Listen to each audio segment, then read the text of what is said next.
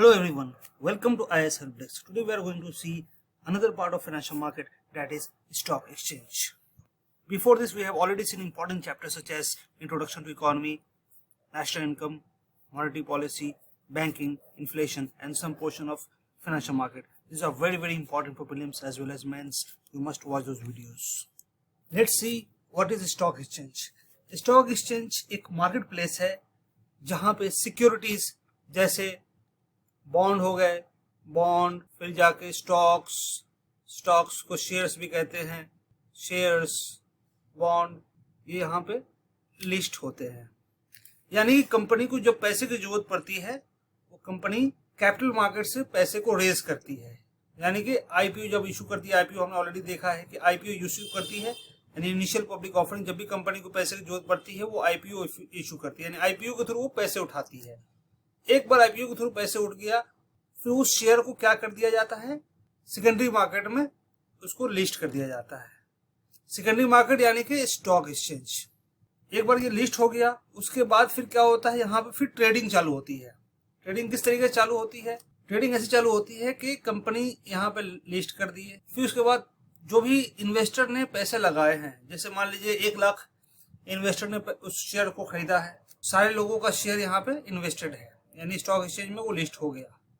अब उस 1 लाख जो इन्वेस्टर हैं, शेयर होल्डर हैं, उनको कभी भी जरूरत पड़ा कि भाई शेयर हमें बेचना है तो क्या करेंगे, स्टॉक एक्सचेंज में उस शेयर को आराम से वो बेच सकते हैं। स्टॉक एक्सचेंज में बेचने का तरीका ये है कि वो ऑर्डर प्लेस करते हैं कि हमें 50 शेयर बेचना है, 100 शेयर बेचना है, और हर वक्त हजारों बेचने वाले होते हैं और हजारों खरीदने वाले होते हैं स्टॉक एक्सचेंज में।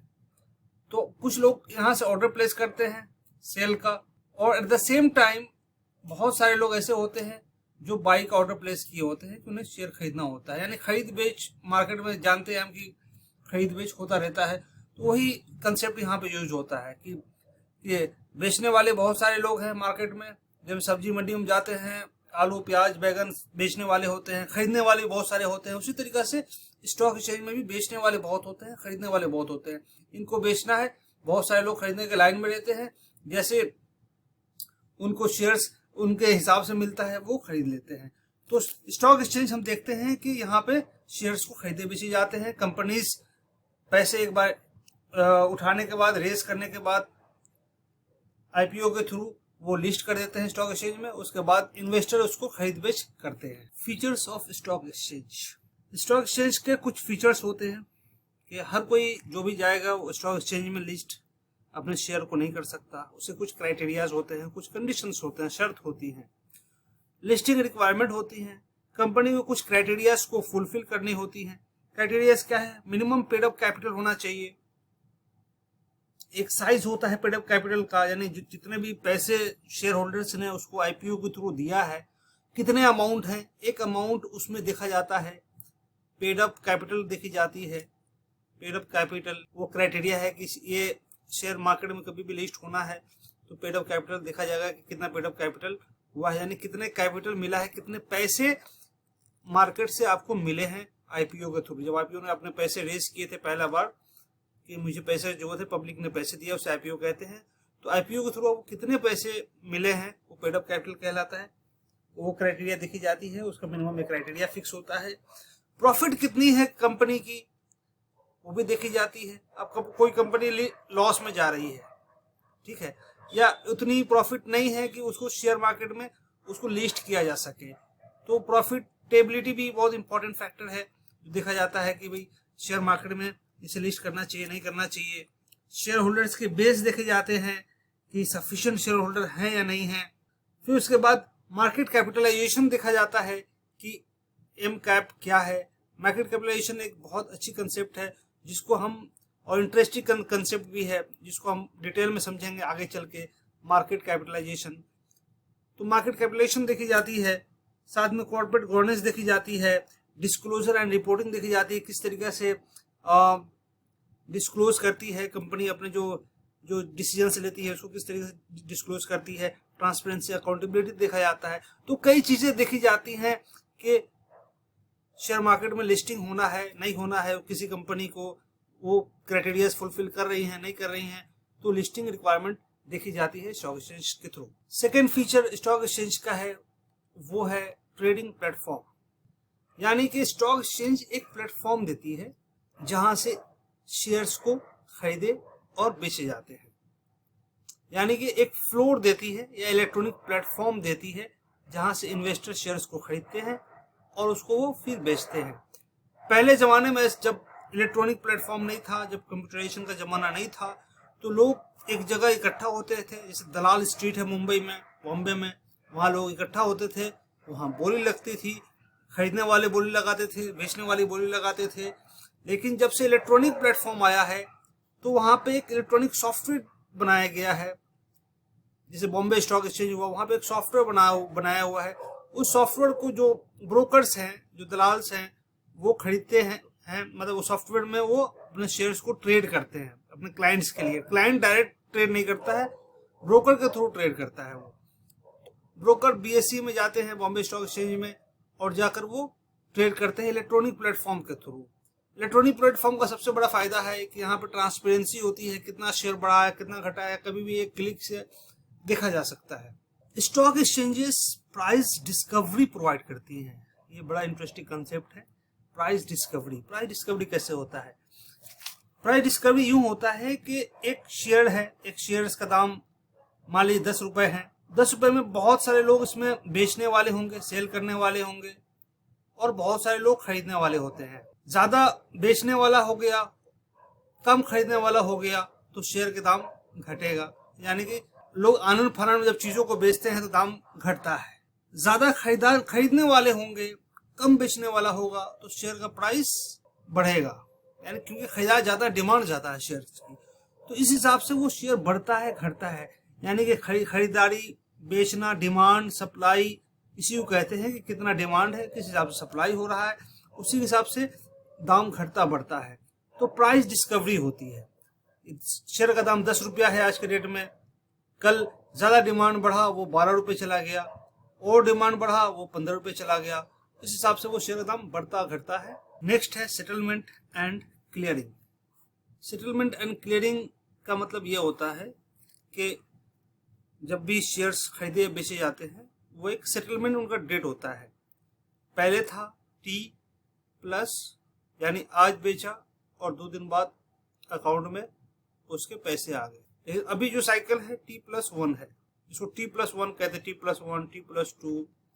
इसका मतलब ये हुआ कि आज अगर किसी शेयर होल्डर्स ने, यानी इन्वेस्टर ने, जिसने बॉम्बे स्टॉक एक्सचेंज में शेयर खरीदा है बीएसई में, और वो आज बेचा, यानी मंडे को अगर वो बेचता है तो वो ट्यूसडे को उसके अकाउंट में पैसे आ जाएंगे। इसको कहते हैं T+1 सेटलमेंट। लेकिन पहले क्या होता था कि वो मंडे को शेयर बेचा, लेकिन उसके अकाउंट में पैसे कब आए? वेडनेसडे को आए। तो उसको और लिक्विडिटी, यानी कि पैसे जल्दी से आप खरीदे और जल्दी से आपके पास आ जाए, खरीदने बेचने में पैसे, आपका लेन देन जल्दी हो जाए, लिक्विडिटी को बढ़ाने के लिए ये T+2 से T+1 किया गया। शेयर जो स्टॉक एक्सचेंज होती है, स्टॉक एक्सचेंज का सबसे बड़ा फीचर होती है कि मार्केट रेगुलेशन होती है। मार्केट रेगुलेशन का मतलब ये होता है कि मार्केट में ये देखा जाता है कि कोई बेईमानी तो नहीं कर रहा है, कोई चोरी तो नहीं कर रहा है शेयर को खरीदने बेचने में, एक फेयर प्ले है या नहीं है। अगर मुझे शेयर की जरूरत है तो मैं जाकर इजीली बेचा, खरीदा, इस तरीके से मैं नेचुरली कर सकता हूँ, नहीं कर सकता हूँ। कभी कभी ऐसा होता है कि उसको शेयर का दाम 10 रुपया है और रातों रात उसकी प्राइस को बहुत ज्यादा बढ़ाने की साजिश की जाती है, और उसको जब मार्केट ओपन होता है तो उसका 10 की जगह 100 हो जाता है, 100 रुपये हो जाता है शेयर का। तो इस केस में मैनिपुलेशन ज्यादा होता है। मैनिपुलेशन मतलब ये हो गया कि किसी ने इनसाइडर इंफॉर्मेशन दे दिया, इनसाइडर ट्रेडिंग कर दी। इनसाइडर ट्रेडिंग का मतलब ये होता है कि कंपनी की जो खुफिया जानकारी होती है वो लीक हो जाए तो शेयर बढ़ता या घटता, उसके कारण भी हम आगे देखेंगे। तो इसके लिए SEBI, stock exchange of India है सेबी, जो कि बहुत ज्यादा विजिलेंस और सर्विलेंस रखती है, यानी निगरानी करती है स्टॉक एक्सचेंज में कि कोई इसमें बेईमानी ना करे, कोई चोरी ना करे। जो शेयर का प्राइस है वो नेचुरली, यानी डिमांड और सप्लाई के हिसाब से वो बढ़े घटे, तो उसका वो ध्यान रखती है। साथ में ट्रांसपेरेंसी हो, अकाउंटेबिलिटी हो, ट्रांसपेरेंसी मतलब चीजें सब कुछ ओपन हो, लोगों को सब कुछ पता रहे कि क्या चल रहा है क्या नहीं चल रहा है। कुछ ऐसा चीज ना हो जो अंदर से अंदर चल रहा है, जो बड़े लोग हैं, बड़े बिजनेसमैन हैं या बड़े इन्वेस्टर हैं, बड़े ब्रोकर हैं, वो अपना फायदा सिर्फ ना कर लें, आम पब्लिक का बेनिफिट हो, उसके लिए मार्केट रेगुलेशन एंड सर्विलेंस की जाती है सेबी के through. Benefits of stock exchanges. Stock exchanges के बहुत सारे बेनिफिट्स हैं। सबसे पहला है कैपिटल फॉर्मेशन।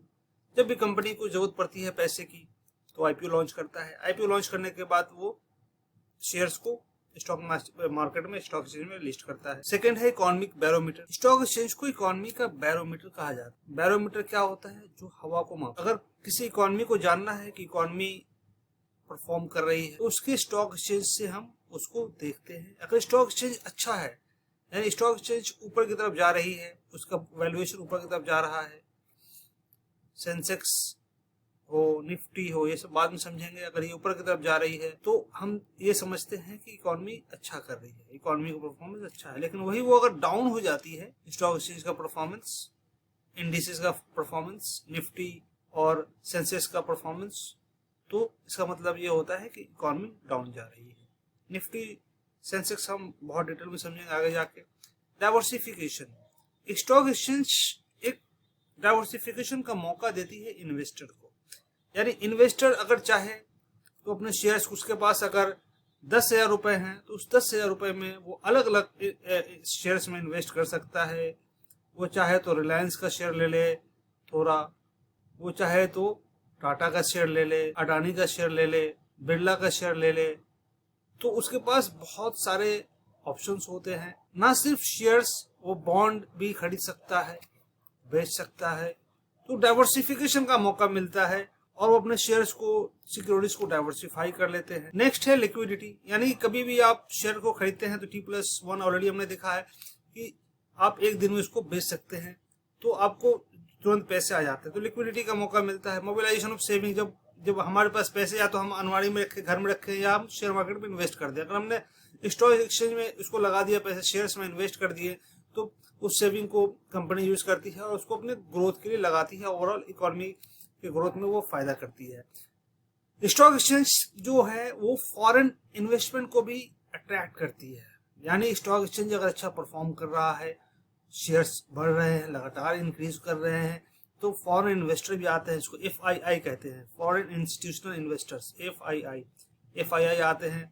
वो भी आके शेयर्स खरीदते हैं और शेयर्स खरीद के स्टॉक एक्सचेंज का जो परफॉर्मेंस है उसको और बेहतर बनाते हैं। तो ये हमने देखा किस तरीके से स्टॉक एक्सचेंज के बेनिफिट है। Examples of stock exchange.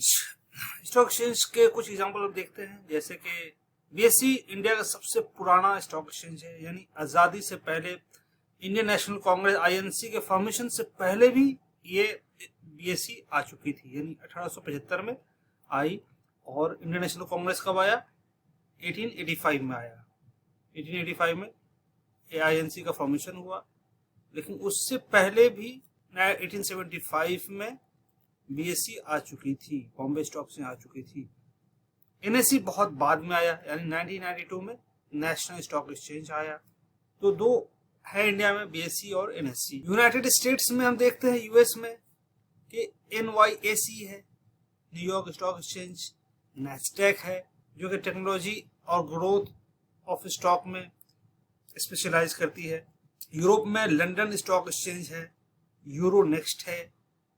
फिर हम एशिया में देखते हैं Tokyo stock exchange, Hong Kong stock exchange. तो हर एक कंट्री का अपना एक स्टॉक एक्सचेंज होता है। Securities traded on stock exchange. इसमें सबसे पहला आता है इक्विटी। इक्विटी शेयर्स को ट्रेड की जाती है। इक्विटी शेयर्स में हम देखते हैं कि शेयर्स, जो कंपनी का जो शेयर्स होता है उसका दो टाइप होता है। एक होता है कॉमन शेयर्स, इसको हम इक्विटी शेयर्स भी कहते हैं, इसमें वोटिंग राइट दी जाती है। दूसरा होता है प्रेफरेंस शेयर्स, इसमें फिक्स डिविडेंड मिलता है। ये ऑलरेडी हमने देखा था लास्ट क्लास में। सेकंड है डेट इंस्ट्रूमेंट, यानी सिर्फ शेयर इन्वेस्ट। जब हम स्टॉक एक्सचेंज का नाम लेते हैं दिमाग में आता है शेयर्स, कि शेयर इन्वेस्ट होता है, शेयर मार्केट है। लेकिन जरूरी नहीं सिर्फ शेयर है, यहाँ पे डेट इंस्ट्रूमेंट भी डील की जाती है। डेट इंस्ट्रूमेंट में क्या क्या हो गया? गवर्नमेंट बॉन्ड हो गया, यानी गवर्नमेंट जब पैसे रेज करती है तो बॉन्ड के फॉर्म में करती है और वो फिक्स इंटरेस्ट देती है। कॉर्पोरेट बॉन्ड हो गया, जब कॉर्पोरेट को जरूरी होती है, कंपनी को जरूरत होती है लोन की, तो कॉर्पोरेट इसको कॉर्पोरेट बॉन्ड के थ्रू रेस करती है। इन्वेस्टर्स को जरूरत पड़ती है, तो ये इन्वेस्टर को इसमें क्या मिलती है, डेट इंस्ट्रूमेंट में उसको फिक्स इंटरेस्ट मिलता है। इक्विटी और डेट इंस्ट्रूमेंट में क्या फर्क है, इक्विटी एक ओनरशिप देती है, यानी कि जब शेयर बढ़ेगा तो जो शेयर होल्डर है उनके पैसे बढ़ेंगे। 10 रुपए से अगर 12 रुपए हो गए तो उसके शेयर भी बढ़ेंगे, 10 रुपए 12 रुपए हो शेयर बढ़ेंगे। साथ में कंपनी ने प्रॉफिट किया, जिस कंपनी में उसने इन्वेस्ट किया उसमें से उसको प्रॉफिट का मुनाफा मिलेगा डिविडेंड के फॉर्म में। लेकिन डेट इंस्ट्रूमेंट में इस तरीके से कुछ नहीं होता। डेट इंस्ट्रूमेंट में उसको फिक्स इंटरेस्ट मिलता है, यानी डेट इंस्ट्रूमेंट एक कर्जे की तरह होती है, शेयर कर्जा की तरह नहीं होता, एक ओनर मालिकाना अधिकार होता है। हमने एक शेयर खरीद लिया, 5 शेयर खरीद लिया, 10 शेयर खरीद लिया, 100 शेयर खरीद लिया, हम 100 शेयर के मालिक हो गए। लेकिन डेट इंस्ट्रूमेंट में ऐसा कुछ नहीं होता। हमने 10,000 रुपये कर्जा दिया तो 10,000 के हम मालिक हैं, वो पैसा हमें मिलेगा। और पैसा मिलने का तरीका ये है कि हमें इंटरेस्ट मिलता है, उसमें सूद मिलता है, इंटरेस्ट।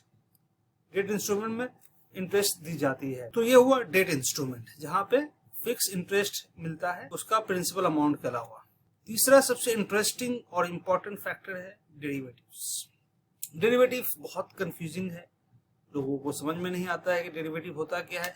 ज्यादा डिटेल में जाने की जरूरत भी नहीं है, बस प्रीलिम्स और मेंस के हिसाब से समझना है कि डेरिवेटिव क्या होता है। डेरिवेटिव एक प्लेटफॉर्म प्रोवाइड करती है डेरिवेटिव मार्केट, जहां पे हम फ्यूचर कॉन्ट्रैक्ट लेते देते हैं।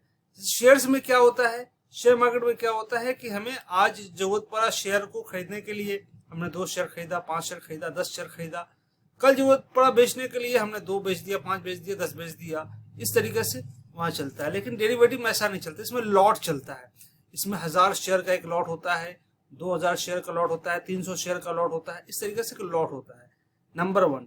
नंबर 2, इसका फ्यूचर डील होता है, यानी कि हमें अगर लग रहा है कि 2 महीने बाद रिलायंस का शेयर आज जो 100 रुपए है, इससे ज्यादा है हालांकि, फॉर एग्जांपल हम लेते हैं 100 रुपया है आज के डेट में, वो कल के डेट में जा सकती है 120 जा सकती है, ठीक है। तो हमने 1000 शेयर 120 के दाम पे खरीद लिया, और ये फ्यूचर के डेट में यानी कि 3 महीने बाद, जब 3 महीना होगा, अभी चल रहा है जून, जुलाई, अगस्त, सितंबर में हम उसको 120 के रेट में हम उसको बेच देंगे। या अगर 100 चल रहा है तो हम 90 के रेट में उसको खरीद लेंगे।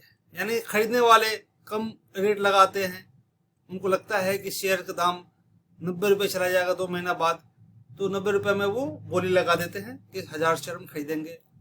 और जो खरीदने वाले होते हैं वो खरीदने वाले कम लगाते हैं, जो बेचने वाले होते हैं वो ज्यादा लगाते हैं। उनको लगता है कि हमें मुनाफा चाहिए होता है, खरीदने वाले को लगता है कि कम से कम दाम पे खरीदें।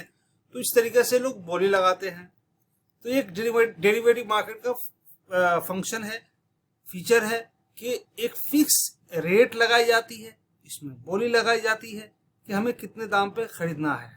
डेरिवेटिव मार्केट में एक बड़ी बात यह है कि उसमें अगर हमने खरीदना है 90 रुपए पे शेयर को, लेकिन 90 रुपए हुआ नहीं, आज 100 रुपए है, कल के डेट में वो 120 रुपए हो गया, तो हमारा नुकसान होगा, क्योंकि हम खरीदने वाले थे कम दाम पे लेकिन दाम हो गया ज्यादा, तो हमें 120 पे खरीदना होगा। तो ये स्पेकुलेशन है, एक स्पेकुलेशन प्रोवाइड करती है कि हम एक अंदाजा लगाते हैं कि शेयर का दाम इतना होगा, कम होगा। अगर हमें खरीदना है तो हम जाहिर सी बात है कम पे खरीदेंगे, तो हम 90 लगाएंगे, लेकिन हो सकता है कि उल्टा भी चला जाए, पासा उल्टा पलट जाए, 120 हो जाए, तो यहाँ पे हमें नुकसान हो जाएगा। लेकिन अगर हमारा किस्मत अच्छा रहा, सब कुछ अच्छा रहा, तो शेयर का दाम हो सकता है 90 चला जाए, 80 चला जाए, तो हमने कम दाम पे खरीद लिया। तो यहाँ पे एक स्पेकुलेशन लगती है। इसी तरीके से बेचने में भी स्पेकुलेशन लगती है कि हमने सोचा है 100 रुपये दाम है, हमने 120 पे लगा दिया, 120 पे हमें 3 महीना बाद बेचना है, लेकिन हो सकता है कि शेयर का दाम 90 रुपया हो जाए, उस 3 महीना बाद कम ही हो जाए, तो हमारा 10 रुपये का नुकसान होगा। लेकिन हमें जब हमने एक बोली लगा दी है कि 3 महीने बाद हमें 1000 शेयर खरीदना है, बेचना है, तो हमें बेचना ही पड़ेगा, कोई ऑप्शन नहीं होती है डेरिवेटिव मार्केट में, स्पेशली फ्यूचर कॉन्ट्रैक्ट में। इसमें अगर आपने बोली लगा दी है तो आपको खरीदना है, बेचना हो, चाहे फायदा हो या नुकसान हो। ऑप्शन में आपको कुछ ऑप्शंस मिल जाते हैं कॉल एंड पुट्स के थ्रू। यहाँ पे एक कॉल होता है, कॉल एंड पुट के थ्रू इसमें ऑप्शन मिल जाते हैं। इसका डिटेल जानना जरूरी नहीं है, इसलिए जरूरी नहीं है कि हमें इसमें ट्रेडिंग करना नहीं। अगर ट्रेडिंग करना है आपको तो और डिटेल में जाकर इसको स्टडी कर सकते हैं। बस ऐसी समझ लीजिए बेसिकली कि जो फ्यूचर डेरिवेटिव के दो टाइप होते हैं। एक होता है फ्यूचर कॉन्ट्रैक्ट, जहां पे हमें ऑप्शन नहीं होता है कि हम इसको पीछे हट सकें अपने बोली से। एक होता है ऑप्शन कॉन्ट्रैक्ट, दूसरा होता है ऑप्शन कॉन्ट्रैक्ट, जहां पे हम पीछे भी हट सकते हैं। हम चाहे तो खरीदें, चाहे तो ना खरीदें, चाहे बेचें, चाहे तो ना बेचें, एक ऑप्शन हमें मिल जाता है कहीं ना कहीं। तो राइट टू बाय और सेल का ऑप्शन मिल जाता है। तो डेरिवेटिव मार्केट में इस तरीके से हम देखते हैं कि एक फ्यूचर कॉन्ट्रैक्ट होता है, इसमें दो टाइप के डेरिवेटिव होते हैं, फ्यूचर होते हैं और ऑप्शन होते हैं। इसके अलावा और भी है, लेकिन दो इंपॉर्टेंट है, फ्यूचर एंड ऑप्शन। ये हमने देखा म्यूचुअल फंड। म्यूचुअल फंड थोड़ा सा इसका बेसिक्स कई फीचर्स होते हैं वो समझना जरूरी होता है, क्योंकि यूपीएससी आज के डेट में बहुत डायनामिक हो गया है। वो टॉपिक्स में सिर्फ नहीं पूछती है, टॉपिक अंदर में जाके कुछ कुछ चीजें, कुछ कुछ कंसेप्ट वो पूछ लेती है। ये आपको बेसिक जानना जरूरी होता है। एक्सचेंज ट्रेडेड फंड हम देखते हैं, ETF। एक्सचेंज ट्रेडेड फंड में शेयर्स और म्यूचुअल फंड दोनों का एक कॉम्बिनेशन होता है, ETF। इसमें शेयर्स के भी फीचर कुछ होते हैं, यानी शेयर का इंडिविजुअल जो शेयर हम खरीदते हैं बेचते हैं उसके भी फीचर होते हैं, और म्यूचुअल फंड का भी फीचर होता है।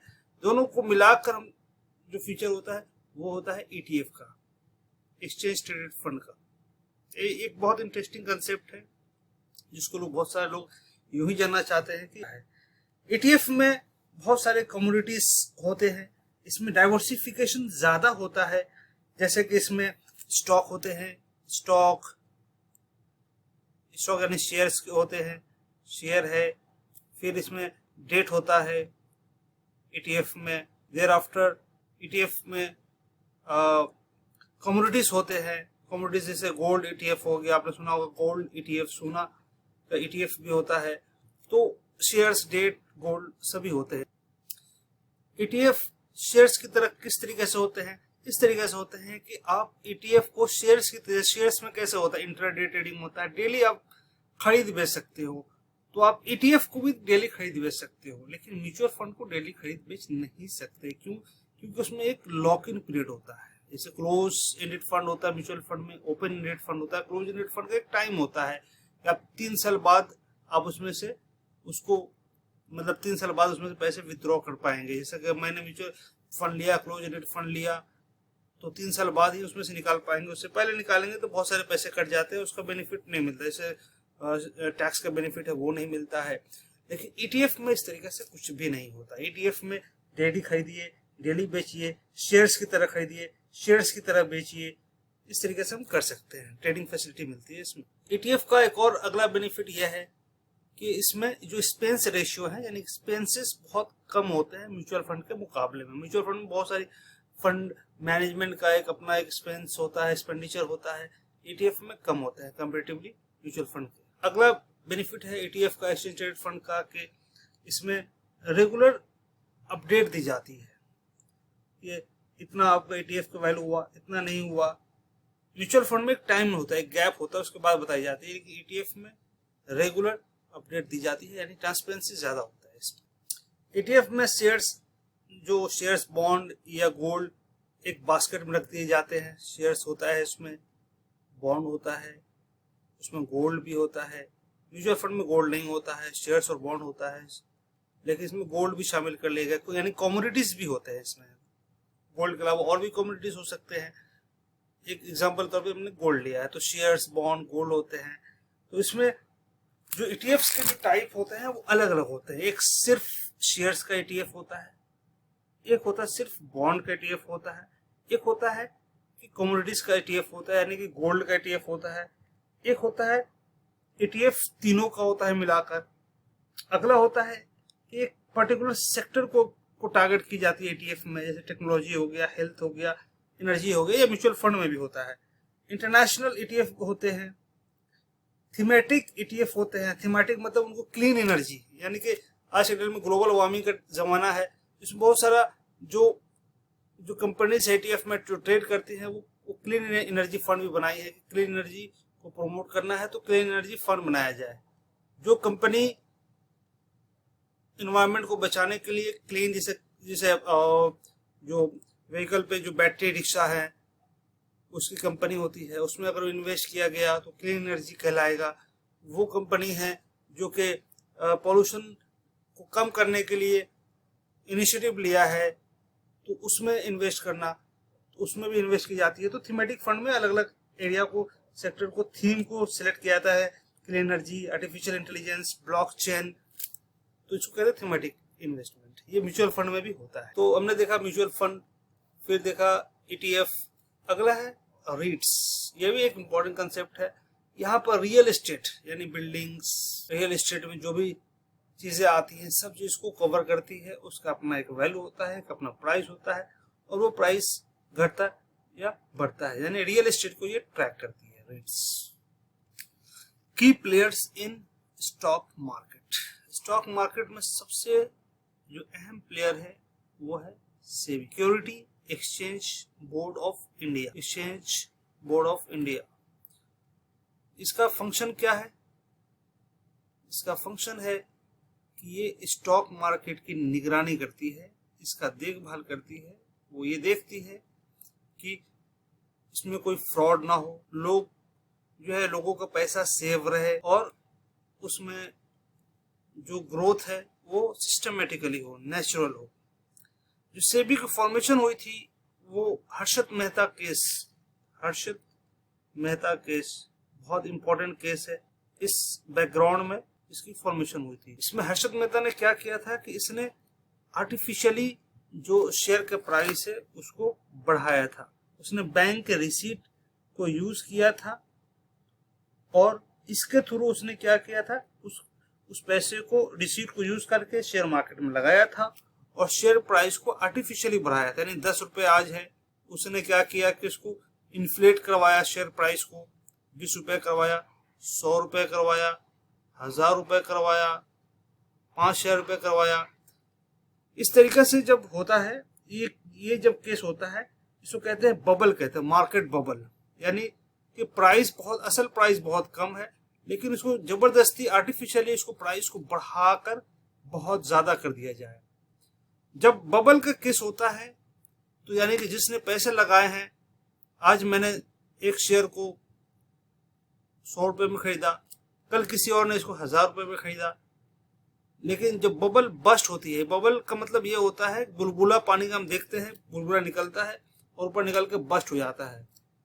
तो जो आर्टिफिशियली इन्फ्लेटेड होती है, यानी कि जबरदस्ती का बढ़ाया हुआ शेयर का प्राइस होता है, वो एक न एक दिन वो धर से वो नीचे की तरफ आ जाता है, धर से गिर जाता है। यही हुआ था हर्षद मेहता के केस में। एक बार जब ये केस खुला, ओपन हुआ, ये पता चला कि इसने बेईमानी से शेयर के प्राइस को बढ़ाए हैं, तो धड़ाम से पैसे नीचे गिर गए, यानी शेयर नीचे गिर गए। नीचे गिर गए तो जितने भी लोग जो ऊंचे ऊंचे दाम में शेयर को खरीदे थे, मैंने आज लाख रुपए लगा दिया, हमारा लाख रुपए बर्बाद हो गया, सीधा लाख रुपए आ गया, ये 2000-5000 पे आ गया, ये यानी कि लाख रुपए बर्बाद हुए। करोड़ रुपए लगाए थे, करोड़ रुपए 50,000 25,000 उसको मिल रहा है। तो इसमें बहुत नुकसान हुआ लोगों का, इन्वेस्टर का नुकसान हुआ। इस बैकग्राउंड में सेबी को लाया गया था। सेबी का बहुत इंपॉर्टेंट रोल है शेयर मार्केट में, स्टॉक एक्सचेंज में। सेबी क्या करती है कि जो इन्वेस्टर के पैसे हैं उसको वो बचाती है, वो मार्केट को प्रमोट करती है, रेगुलेट करती है, इसमें फेयर प्लेइंग हो। साथ में ये इन्वेस्टर फ्रेंडली, यानी इन्वेस्टर फ्रेंडली बहुत सारे इनिशिएटिव है उसको लेती है। सेबी एक क्वासी लेजिस्लेटिव पावर है, यानी कि जब जब जरूरत पड़ता है तो वो डिसीजन लेती है कि क्या क्या रूल्स होने चाहिए, शेयर मार्केट में क्या क्या रूल्स होने चाहिए कंपनी को लिस्टिंग करने के लिए। क्वासी जुडिशियल पावर भी है ये, यानी कि जब जो जरूरत पड़ता है तो वो इंक्वायरी बैठाती है सेबी, यानी जुडिशरी का भी इसके पास पावर है। इसके पास एग्जीक्यूटिव का भी पावर है कि ये इनिशिएटिव लेती है, और इनिशिएटिव लेने के बाद बहुत सारा इंक्वायरी बैठाती है, इंस्पेक्शन कराती है। तो हम देखते हैं कि इसके पास क्वासी लेजिस्लेटिव, क्वासी जुडिशियरी और क्वासी एग्जीक्यूटिव का भी रोल है। आज जिस रूप और रंग में हम देख रहे हैं इंडियन शेयर मार्केट को, जो काफी बूम कर रही है, काफी ऊपर जा रही है। Bombay stock exchange, national stock exchange, उनके जो इंडिसेस हैं, सेंसेक्स है, निफ्टी है, काफी ऊपर जा रही है। इसकी वैल्यू उसमें सबसे बड़ा रोल है वो है सेबी का। अगला जो पार्टिसिपेंट है वो ब्रोकर है, यानी कि जो इन्वेस्टर होता है वो डायरेक्ट शेयर में इन्वेस्ट नहीं करता है, यानी शेयर मार्केट स्टॉक एक्सचेंज और इन्वेस्टर के बीच में ब्रोकर होता है। कभी भी इन्वेस्ट करना होता है तो ब्रोकर के थ्रू रजिस्टर करना होता है, फिर आप शेयर मार्केट में इन्वेस्ट कर पाएंगे। अगला जो पार्टिसिपेंट है वो है डिपॉजिटर, यानी होल्ड सिक्योरिटीज इन इलेक्ट्रॉनिक फॉर्म। पहले का पेपर दिया जाता, पेपर में दिया था कि आपने 10 शेयर खरीदे, लीजिए 10 शेयर का भी पेपर लीजिए। ये अब आपको इलेक्ट्रॉनिकली मिलता है कि आपने 10 शेयर खरीदा, वो इलेक्ट्रॉनिकली आप अपना आईडी डालेंगे, वो दिखा देगा 10 शेयर है आपका। तो डिपॉजिटर्स होते हैं, सेबी होती है, ब्रोकर होते हैं, ये की मार्केट प्लेयर है स्टॉक मार्केट के। की players in stock market. Stock market के कुछ अहम प्लेयर्स में से क्लीयरिंग कॉर्पोरेशन भी होते हैं। इंडिया में क्लीयरिंग कॉर्पोरेशन का रोल ये होता है कि जब हम शेयर को खरीदते हैं, बेचते हैं, जैसे आज मैंने शेयर को बेच दिया, T+1 हमने देखा कि एक दिन बाद हमें हमारे अकाउंट में पैसे आ जाते हैं। तो जो अकाउंट में पैसे आ रहे हैं ये कर कौन रहा है, ये किसका काम है, कौन हमारे अकाउंट में पैसे डालेगा? बैंक डालेगी, गवर्नमेंट डालेगी, सेबी डालेगी? नहीं, वो क्लीयरिंग कॉर्पोरेशन डालती है। क्लीयरिंग कॉर्पोरेशन अलग अलग है, जैसे कि जो NSE है उसका अलग है, जो BSE है उसका अलग है।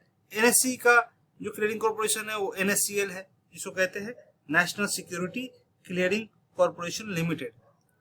जो BSE है उसका ICCL है, ICCL का मतलब क्या होता है कि फुल फॉर्म होता है Indian clearing corporation limited, ICCL।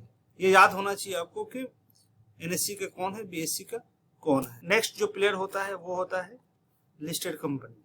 Listed company main होता है क्योंकि ये कंपनी, जो भी कंपनी शेयर्स रेस करती है IPO को थ्रू, वो स्टॉक मार्केट में जाके लिस्ट करवाती है।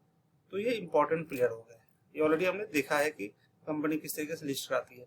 इन्वेस्टर्स होते हैं, इन्वेस्टर्स के भी बहुत सारे टाइप है। रिटेल इन्वेस्टर होता है, फिर उसके बाद इंस्टीट्यूशनल इन्वेस्टर होता है, जैसे म्यूचुअल फंड हो गए, इंश्योरेंस कंपनी हो गई, पेंशन फंड हो गए।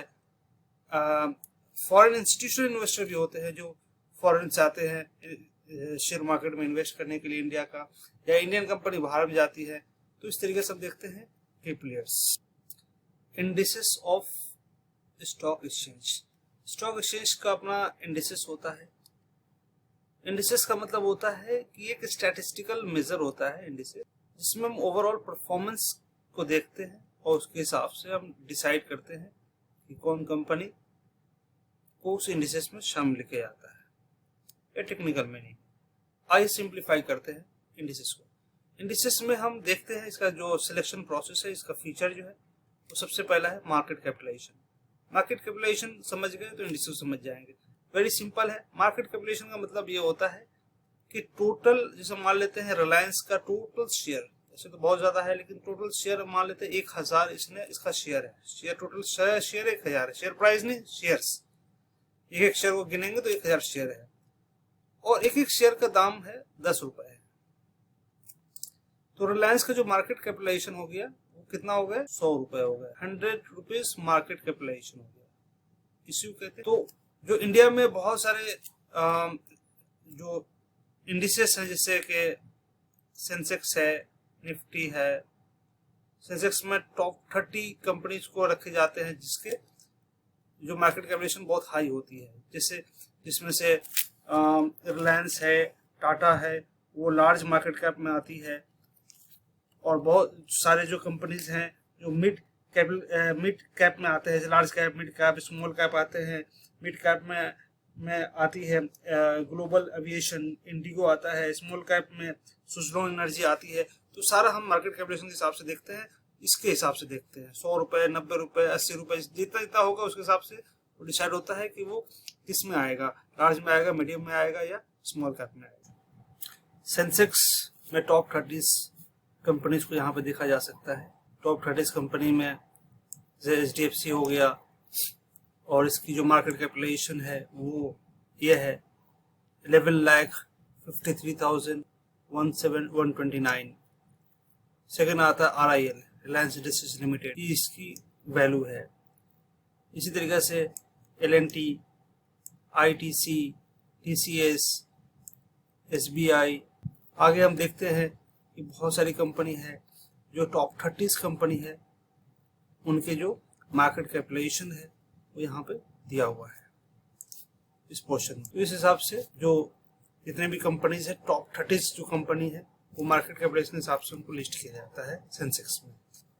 सेंसेक्स को जो BSE है, बॉम्बे स्टॉक एक्सचेंज है, उस सेंसेक्स उसका पार्ट है और इसको मार्केट का बैरोमीटर कहा जाता है।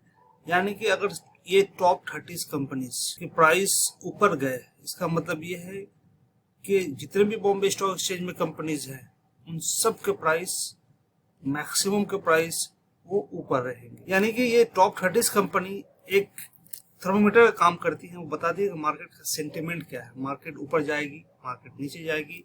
ये टॉप 30 कंपनी जो सेंसेक्स के हैं वो दिखाते हैं। सेंसेक्स बॉम्बे स्टॉक एक्सचेंज का पार्ट है, लेकिन निफ्टी जो पार्ट है वो है NSE का, नेशनल स्टॉक एक्सचेंज का। निफ्टी 50 शेयर्स आते हैं, यहाँ पे हम 50 शेयर्स देख सकते हैं कि 50 शेयर्स है और 50 शेयर्स इस तरीके से यहाँ पे उनकी लिस्ट दिए हुए हैं और ये भी मार्केट कैपिटलाइजेशन के हिसाब से, M कैप के हिसाब से इनका डिसाइड होता है कि किसका कितना, यानी जिस कंपनी की जितना ज्यादा वैल्यू रहेगी उसके चांसेस रहेंगे कि वो टॉप 50 में आए। Factors affecting the stock market, जो शेयर्स के जो प्राइस है मार्केट में वो बढ़ते हैं, घटते हैं, कई कारणों से बढ़ते घटते हैं। उन कारणों में सबसे पहला जो कारण होता है, रीजन होता है, वो होता है इकोनॉमिक फैक्टर। यानी कि अगर GDP के इंडिया में बढ़ने के आसार हैं आने वाला 5 साल तक, तो शेयर के प्राइस भी उसी हिसाब से वो बढ़ेंगे, क्योंकि इन्वेस्टर में कॉन्फिडेंस आएगा कि इंडियन कंपनीज परफॉर्म करने वाली है, इंडियन कंपनी अच्छा करने वाली है, तभी तो GDP बढ़ेगा। सारी इंडियन कंपनीज के जो ग्रोथ है उसको लेकर ही तो GDP आता है। अगर ग्रोथ करेंगे इसका मतलब है उनका शेयर प्राइस बढ़ेगा, शेयर प्राइस बढ़ेगा तो इकोनॉमी का जो GDP है वो दिखाती है कि आने वाले टाइम में, अगर प्रोजेक्शन IMF ने बता दिया कि 2025 में इंडिया का जो GDP है वो 8% होगा, 7.5% होगा, ज्यादा होगा, तो ये दिखाती है कि शेयर मार्केट का भी परफॉर्मेंस ज्यादा होने के चांसेस है। तो जरूरी नहीं कि ज्यादा हो, लेकिन चांसेस ज्यादा रहेंगे क्योंकि इन्वेस्टर का कॉन्फिडेंस होगा। फॉरेन इंस्टीट्यूशनल इन्वेस्टर आएंगे, FII आएंगे, आके इंडिया में इन्वेस्ट करेंगे और इन्वेस्ट करके उनको मुनाफा मिलेगा। दूसरा है गवर्नमेंट की पॉलिसीज। गवर्नमेंट की पॉलिसीज भी डिसाइड करती है कि शेयर्स के प्राइस ऊपर होंगे, नीचे होंगे। अब गवर्नमेंट ने कोई बड़ा डिसीजन लिया, कोई बड़ा कॉन्ट्रैक्ट साइन किया या बड़ा डिसीजन ले लिया, तो उसके वजह से शेयर्स के प्राइस घटते या बढ़ते हैं। फिर है कॉर्पोरेट अर्निंग, यानी कि जब भी शेयर आदमी खरीदता है, कोई भी इन्वेस्टर खरीदता है तो इंडिविजुअल खरीदता है, जैसे रिलायंस का खरीद लिया, टाटा का खरीद लिया। तो अगर रिलायंस का मान लीजिए आज के डेट में जो अर्निंग है वो इंक्रीज हो गया तो उसके शेयर प्राइस भी अर्निंग के से इंक्रीज होते हैं। अगर इसकी अर्निंग कम हो गई तो शेयर प्राइस के दाम भी इसके कम हो जाएंगे। तो अर्निंग हम इंडिविजुअली देखते हैं, कंपनी टू कंपनी देखते हैं, कंपनी की परफॉर्मेंस पे डिपेंड करता है कि उसकी प्राइस घटेगी या बढ़ेगी। नेक्स्ट फैक्टर है global events and geopolitical issues. Events का मतलब ये हुआ कि वर्ल्ड में कोई भी इवेंट चल रही है तो उसका असर शेयर मार्केट पर पड़ता है। 2008 में वर्ल्ड फाइनेंशियल क्राइसिस हुआ था, उसका असर शेयर मार्केट पर पड़ा। शेयर मार्केट बहुत डाउन हो गई थी 2008 के टाइम में। पॉलिटिकल इंस्टेबिलिटी अगर हुआ तो उसकी वजह से रशिया यूक्रेन का वॉर चल रहा है, उसका असर भी शेयर मार्केट पर पड़ता है। कैसे पड़ता है? बहुत सारे जो रशिया और यूक्रेन से रिलेटेड जो कंपनीज होती हैं वो भी शेयर मार्केट में इन्वेस्ट की रहती हैं, या उस पर जो डिपेंडेंट लोग होते हैं वो भी इन्वेस्ट करते हैं, तो इसका असर पड़ता है डायरेक्ट शेयर मार्केट पे। इन्वेस्टर सेंटिमेंट्स, इन्वेस्टर का सेंटिमेंट भी इंपॉर्टेंट होता है। इन्वेस्टर का सेंटिमेंट है कि मानसून सीजन जब आएगी उस समय शेयर मार्केट बढ़ने वाला है, और गर्मी आएगा तो उस समय शेयर मार्केट घटने वाला है। तो मानसून सीजन इसलिए रखा गया, इसका भी एक लॉजिक है। जैसे कि जो गर्मी का सीजन है उसमें लोग ज्यादा बाहर नहीं निकलते, बहुत ज्यादा लोग बिजनेस नहीं करते, बहुत सारे लोग प्रोडक्ट को कम खरीदते हैं, तो कंपनीज के प्रॉफिट कम होती है। प्रॉफिट कम होगा तो उनके शेयर प्राइस भी उसी हिसाब से डाउन होने के चांसेस होते हैं। लेकिन जो मानसून सीजन होता है तो उसमें लोगों को लगता है कि लोग खरीदारी ज़्यादा होगा, लोगों को जो कंपनी से उनके प्रॉफिट ज़्यादा होंगे, तो प्रॉफिट ज़्यादा होंगे तो शेयर प्राइस भी उस हिसाब से इंक्रीज होगा। तो सेंटिमेंट्स है, ये वन ऑफ द एग्जांपल है, दूसरे एग्जांपल भी हो सकते हैं। तो सेंटिमेंट लोगों का भी डिसाइड करता है कि शेयर प्राइस ऊपर होंगे नीचे होंगे। लोग ही तो बढ़ाते घटाते हैं, लोग खरीदते हैं, ज़्यादा खरीदेंगे तो शेयर प्राइस बढ़ेगा, कम ज़्यादा बेचेंगे तो शेयर प्राइस का। तो सेंटिमेंट के हिसाब से शेयर मार्केट घटता बढ़ता है। अदर फैक्टर्स है, बहुत सारे दूसरे फैक्टर्स हैं। डेप्रिसिएशन ऑफ रुपीज डेप्रिशिएट हो गया, रुपये का वैल्यू कम हो गया डॉलर के मुकाबले में, उसमें भी शेयर मार्केट पे इसका असर पड़ता है। नेचुरल डिजास्टर हो गया, अर्थक्वेक आ गया या कोई बड़ा डिजास्टर हो गया, जो उत्तराखंड फ्लड आया था उसका शेयर मार्केट पर असर पड़ा था। तो कई फैक्टर्स हैं। शेयर मार्केट एक सेंटीमेंट पे डिपेंड करता है, इंडिविजुअल कंपनी से लेकर इकोनॉमी के परफॉर्मेंस से लेकर जियोपॉलिटिकल इवेंट से लेकर बहुत सारे फैक्टर हैं जो शेयर प्राइस के घटने बढ़ने में वो दिखाती है कि शेयर प्राइस घटेगा बढ़ेगा, ऊपर होगा नीचे होगा। ये कई फैक्टर्स हैं, सिर्फ एक फैक्टर नहीं होता, बहुत सारे फैक्टर मिल के काम करते हैं। तो उसी हिसाब से शेयर प्राइस, शेयर मार्केट घटता है बढ़ता है। सेंसेक्स निफ्टी का परफॉर्मेंस भी उसी पे डिपेंड होता है, उन फैक्टर्स पे। कुछ टर्मिनोलॉजी देखते हैं। यूपीएससी अक्सर कुछ ना कुछ टर्मिनोलॉजी उठाती है स्टॉक एक्सचेंज से। पहला है अल्फा। अल्फा बेटा में से क्वेश्चन आया था यूपीएससी प्रीलिम्स में। अल्फा क्या होता है? अल्फा क्या करती है? वो मेजर करती है। मेजर क्या करती है? Return over benchmark index. Benchmark index मतलब जैसे हो गया सेंसेक्स हो गए, निफ्टी हो गया, ये बेंचमार्क इंडेक्स इसको कहते हैं। सेंसेक्स में टॉप 30 कंपनी होती हैं जो मार्केट कैपिटलाइजेशन के हिसाब से उनका वैल्यू डिसाइड होता है और वो लिस्टेड होते हैं। मार्केट कैपिटल जिसका ज़्यादा सेंसेक्स में आती है, टॉप 30 कंपनीज। तो जो अल्फा है वो जैसे वो सेंसेक्स हो गया, फिर निफ्टी हो गया, उसकी जो बेंचमार्क का जो रिटर्न है वो देखती है। जैसे मान लेते हैं सेंसेक्स का आज वैल्यू है 75,410 और निफ्टी का वैल्यू है 48,971। ये निफ्टी का वैल्यू है 971, लेकिन सेंसेक्स का वैल्यू 75,000 प्लस है। तो निफ्टी और सेंसेक्स की जो वैल्यू है कल के डेट में 75 नहीं रहेगा, या तो ज़्यादा जाएगा तो कम जाएगा। तो उसका जो रिटर्न है वो यहाँ पे हम अल्फा के थ्रू देखते हैं। बेटा कम क्या होता है? Stock volatility relative to market. Market हिसाब से हम वोलेटिलिटी देखते हैं कि कितना मार्केट वोलाटाइल है। वोलाटाइल का मतलब क्या होता है? वोलाटाइल का मतलब होता है मार्केट ऊपर नीचे जाने को वोलाटाइल कहते हैं। जैसे आज 100 है तो बहुत वोलाटाइल रही, तो अगला दिन चला गया 150, फिर अगला दिन वो नीचे हो गया ऊपर हो गया, वोलेटिलिटी कहते हैं। ऊपर नीचे बहुत तेजी से होता है, वोलेटिलिटी कहते हैं। तो stock volatility relative to market के हिसाब से वोलेटिलिटी ज़्यादा रहा, यानी बहुत ज़्यादा ऊपर नीचे हो रही है, तो बीटा अगर ग्रेटर देन 1 है तो उसको हाई रिस्क कहा जाएगा। बीटा अगर ग्रेटर देन लेस देन 1 है तो उसको लोअर रिस्क कहा जाता है। सिंपल सा समझना है कि वोलेटिलिटी को दिखाता है, यानी मार्केट ऊपर नीचे जो करती है उसको ये दिखाता है beta. Let's see bull market.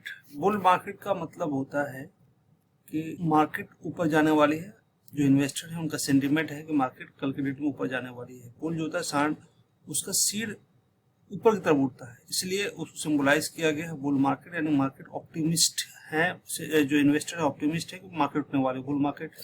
Beer market उसका अपोजिट होता है कि उनको लगता है बियर, यानी बियर का जो मुंडी होती है भालू का, वो नीचे की तरफ रहती है, इसलिए उसको बियर मार्केट कहा जाता है कि मार्केट गिरने वाले हैं। इन्वेस्टर का सेंटीमेंट बहुत पेसिमिस्ट होता है, वो चाहते हैं, मतलब वो उनको लगता है कि मार्केट ऊपर उठने वाली नहीं है। तो बुल और बियर हिसाब से डिफाइन होता है। बुल मार्केट देखा हमने, बियर मार्केट देखा। Now let's see the market capitalisation. Market capitalisation को हम ऑलरेडी देख चुके हैं। मार्केट कैपिटलाइजेशन सिंपली होता है कंपनी का जितना भी शेयर है। अगर मान लें कि रिलायंस का 1000 शेयर है, एक शेयर का दाम ₹10 है, तो उसका मार्केट कैपिटलाइजेशन क्या होगा? सिंपली हम कैलकुलेट करेंगे तो आएगा 100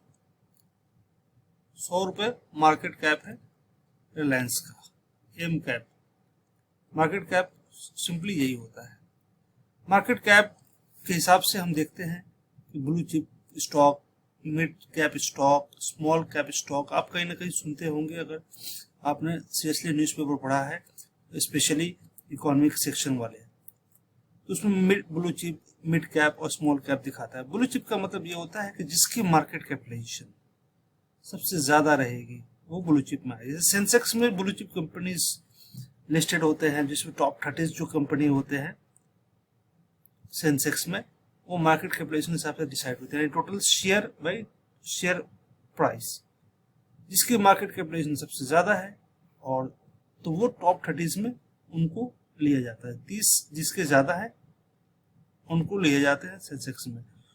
तो ये ब्लू चिप हो गया। मिड कैप कंपनीज वो होगा जिसके जो मार्केट कैपिटलाइजेशन है वो या तो नीचे नहीं है या तो ऊपर भी नहीं, बीच में है, तो मिड कैप में आता है। स्मॉल कैप जो सबसे कम जिसके मार्केट कैपिटलाइजेशन होती है, हमारे रिलायंस का 100 है तो मिड कैप का 10 है, 10 रुपीज इसके मार्केट कैपिटलाइजेशन है। तो यह है ब्लू चिप, मिड कैप और स्मॉल कैप। इसका एक और सबसे बड़ा जो अहमियत है वो ये है कि ब्लू चिप जो कंपनीज है वो जल्दी बढ़ती घटती नहीं है। यानी कि अगर रिलायंस इंडस्ट्रीज लिमिटेड है, उसका 5 रुपये दाम है आज के डेट में शेयर का, ऐसा नहीं है कि एक साल बाद वो 5 शेयर हो जाएगा, और ऐसा भी नहीं है कि 5 रुपया हो जाएगा।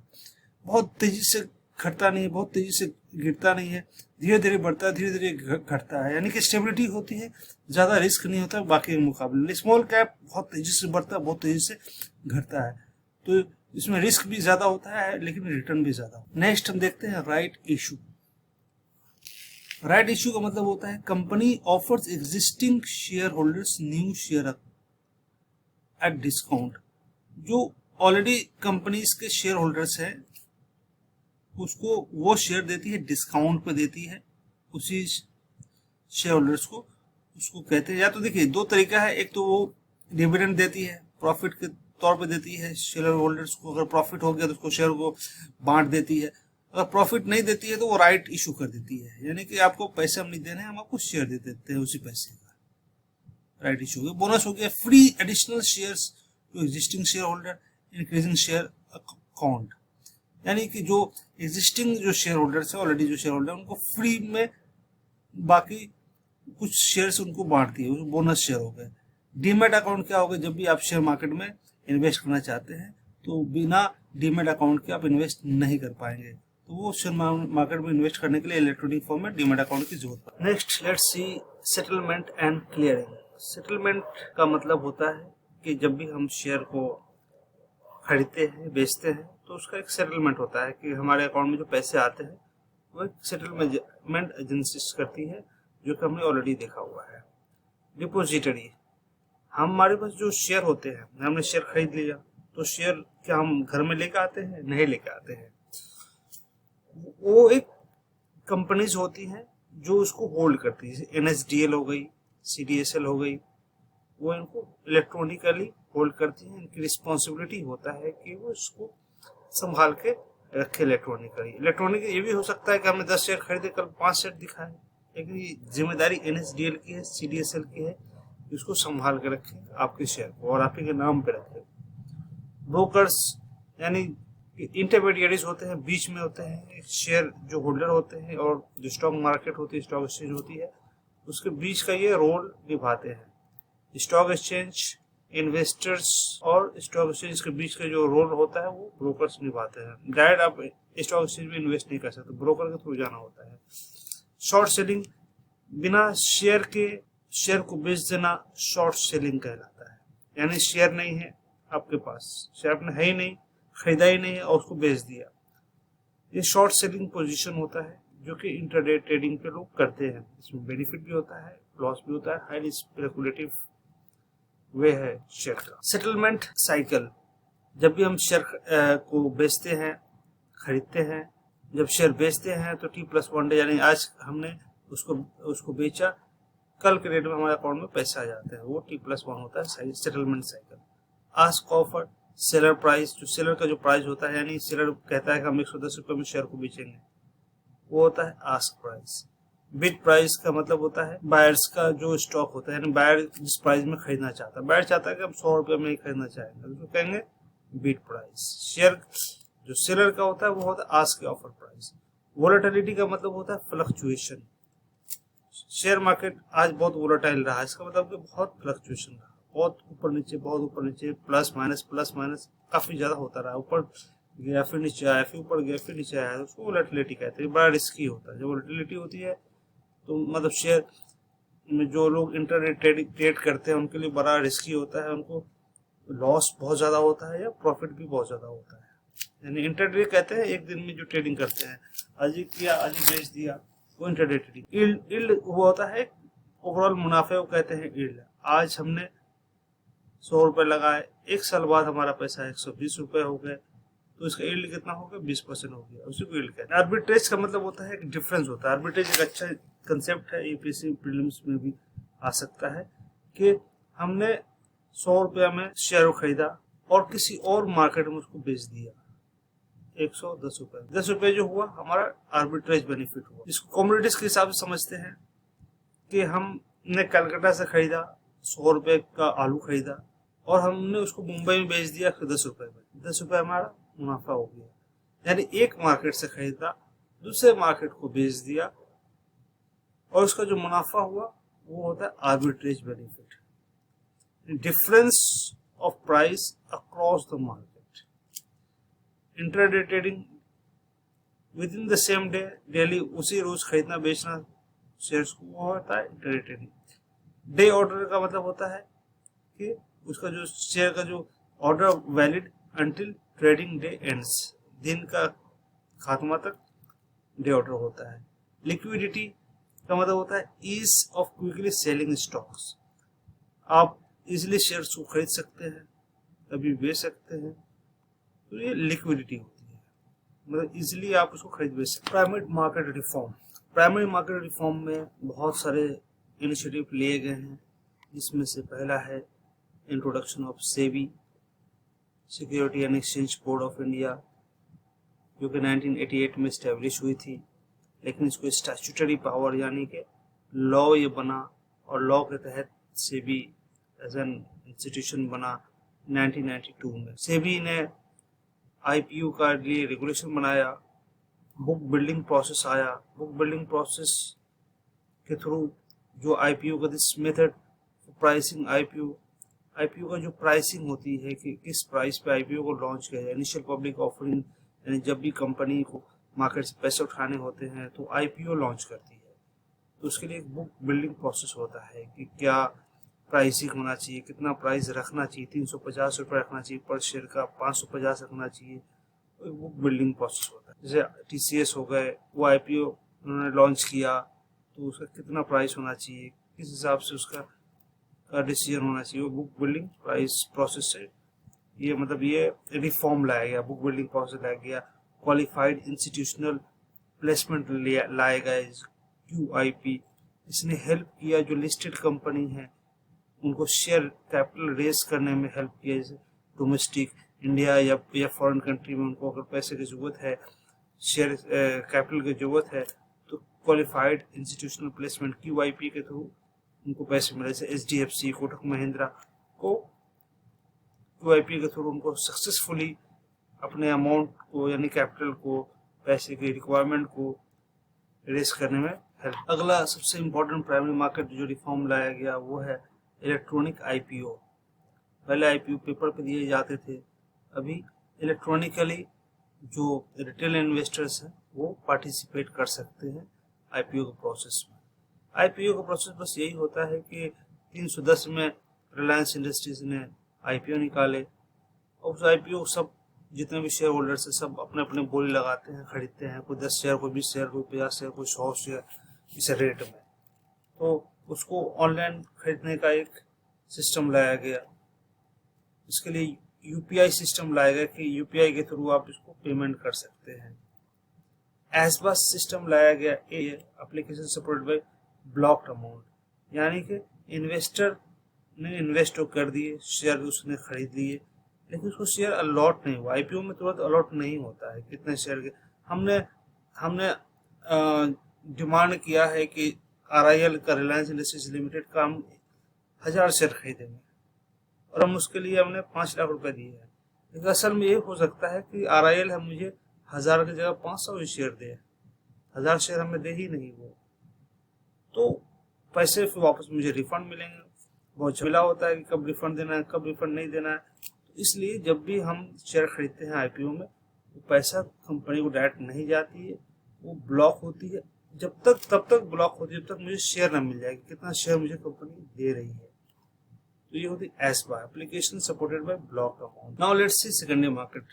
प्राइमरी मार्केट में देखा, प्राइमरी मार्केट मतलब वो होता है जहाँ पे हमने IPO लॉन्च होती है, जब कंपनी को पैसे जरूरत पड़ती है तो कंपनी IPO लॉन्च करती है, उस प्रोसेस को हम प्राइमरी मार्केट कहते हैं, यानी प्राइमरी शुरुआती मार्केट। सेकेंडरी मार्केट जब एक बार कंपनी को पैसे मिल गए, शेयर IPO लॉन्च हो गया, तो उस स्टॉक एक्सचेंज में जाके लिस्ट कर देती है अपने शेयर्स को, जो भी शेयर्स लोग खरीदे हुए होते हैं। तो उसकी खरीदारी बेचना चालू होता है, यानी इन्वेस्टमेंट चालू होती है, लोग परचेज एंड सेल करते हैं। तो सेकेंडरी मार्केट का रिफॉर्म होता है, उसी को सेकेंडरी मार्केट कहते हैं। सेकेंडरी मार्केट में कुछ रिफॉर्म लाए गए, जैसे डीमटेरियलाइजेशन हो गया। पहले लोगों को फिजिकल फॉर्म में शेयर्स दी जाती है, जैसे दलाल मार्केट है वहाँ पे बॉम्बे में, वहाँ पे अगर आप लोग बोली लगाते थे, शेयर खरीदते थे, उनको पेपर पे लिख के दिया जाता था कि आपने इतना शेयर खरीदा है। लेकिन आज के डेट में पेपर में कोई नहीं देता, सब इलेक्ट्रॉनिक फॉर्म में होता है, उसको कहते हैं डीमटेरियलाइजेशन। डीमटेरियलाइजेशन में उस शेयर्स को रखने के लिए CDSL बनाया गया, central depository service limited, electronic. फिर उसके बाद NSDL बनाया गया, नेशनल सिक्योरिटी डिपॉजिट लिमिटेड। तो CDSL और NSDL दोनों उसको डिपॉजिट का काम करते हैं। उनका काम होता है कि जो सिक्योरिटीज होते हैं, शेयर, बॉन्ड, उनको वो रखते हैं। Introduction of stock exchange, future and option. पहले फ्यूचर एंड ऑप्शन नहीं था, सिर्फ लोग शेयर खरीदते थे, बेचते थे। लेकिन फ्यूचर एंड ऑप्शन लाया गया, निफ्टी 50 इंडेक्स फ्यूचर्स लाए गए NSE में। कॉर्पोरेट गवर्नेंस का नॉर्म्स लाया गया, क्लॉज 49 लाया गया, ये बहुत इंपॉर्टेंट है।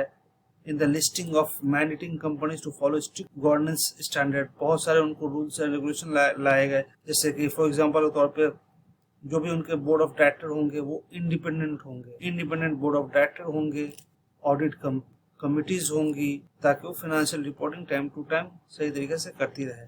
बहुत सारे रिफॉर्म लाए गए सेकेंडरी मार्केट में, प्राइमरी मार्केट में, और इन रिफॉर्म्स का एक ही पर्पस था कि जो इन्वेस्टर्स हैं उनके पैसे सलामत रहें, कंपनी में ट्रांसपेरेंसी हो, अकाउंटेबिलिटी हो, पारदर्शिता हो, लोगों को पता रहे कि किस तरीके से उनका जो पैसा लगा है वो परफॉर्म कर रहा है। उन रिफॉर्म्स में हम आगे देखते हैं कि मार्केट इंफ्रास्ट्रक्चर इंस्टीट्यूशंस हैं, MIS हैं, उनकी रेगुलेशन लाई गई।